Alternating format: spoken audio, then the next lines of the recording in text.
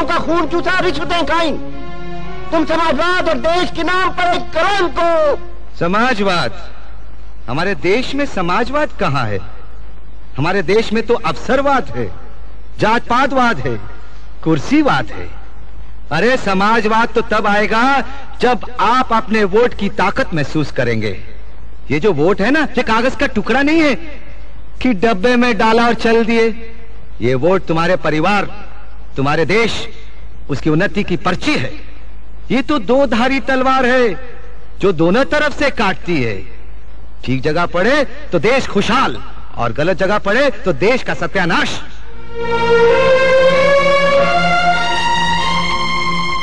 अरे भाइयों, हम तो आपसे एक सवाल पूछते हैं।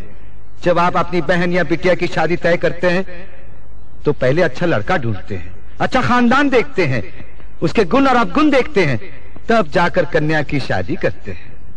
वोट भी तो तुम्हारी बहन और बिटिया है ना, उसको किसी को भी उठाकर दे देते हो।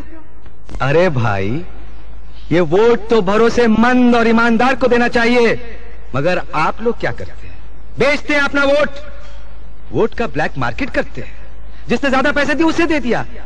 वोट तो ऐसे बांटते हो जैसे वोट सड़क पर मिलता है। कभी किसी दोस्त को दे दिया, कभी अपनी जात वाले को दे दिया, और कभी बेच दिया। अरे हम तो कहते हैं जो वोट बेचता है वो भी बेईमान है, जो वोट खरीदता है वो भी बेईमान है। तो फिर किस मुंह से हमें बेईमान कहते हो? हाँ, अरे अगर बेईमान लोग सरकार बनाएंगे तो सरकार तो बेईमान बनेगी ही। तो फिर चिल्लाते काहे को कि डाउन डाउन मुर्दाबाद?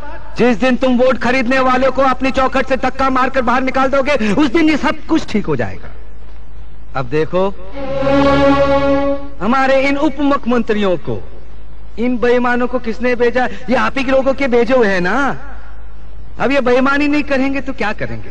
आज से 5 साल बाद जब इनको इलेक्शन लड़ना पड़ेगा तो ये पैसा कहां से लाएंगे? अरे यहीं से तो लाएंगे ना। अरे बोलिए बोलिए।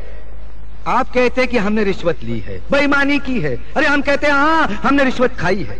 कोई कहता है 12 करोड़, कोई कहता है 15 करोड़, कोई 16। आप जानते हैं हमने कितना कमाया है?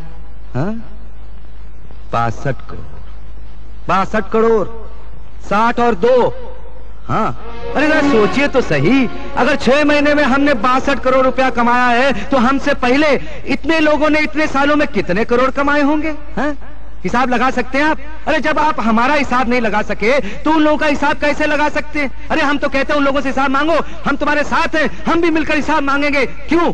क्योंकि अब हमें पता चल चुका है कि ये रुपया, ये पैसा कमाने का तरीका कौन से रास्ते से होता है। हाँ, बेईमानी का पैसा किस रास्ते से कमाया जाता है, ये अब हमें पता चल चुका है। आप लोग कहते हैं कि हम बेईमान हैं। हाँ, आप क्या कहते हैं? आप क्या कहते हैं? आप क्या कहते हैं? कोई कहता है ईमानदारी के पैगंबर हैं, मगर हम क्या हैं? हम बेईमान हैं। हम भी जानते हैं, आप भी जानते हैं, लेकिन ये नहीं बोलेंगे। सुन लिया आप लोगों ने? क्योंकि हम इनका कच्चा चिट्ठा जानते हैं ना, इनका बांडा फोड़ सकते हैं। इसलिए तो हम इन बेईमानों के मुखिया बन गए। पर हमारी बेईमानी की कमाई गई कहां? क्या हम निकल गए? अरे हराम का पैसा कि उन ईमानदार लोगों की जय जयकार करो, उन्हीं को वोट दो, उन्हीं की सरकार बनाओ और लोकतंत्र के हाथ मजबूत करो।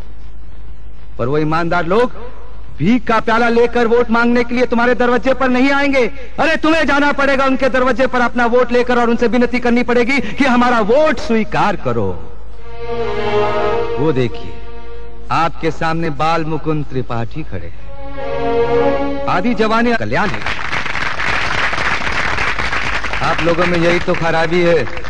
कोई बड़ी बड़ी बातें करे, मीठी मीठी अच्छी अच्छी बातें करे, आप धनाधन तालियां बजाना शुरू कर देते हैं, सुनकर खुश हो जाते हैं। ये ताली बजाना बंद करो, ये ताली बजाने का वक्त नहीं है। अरे आपके इस सीधेपन का तो लोग फायदा उठाते हैं। पहले हमसे पूछो, ए राम अवतार, वो 62 करोड़ रुपया कहाँ है? वो 62 करोड़ हम बैंक में रखा है, और ये रही उस बैंक के लॉकरों की चाबियां। 62 करोड़ बैंक में है।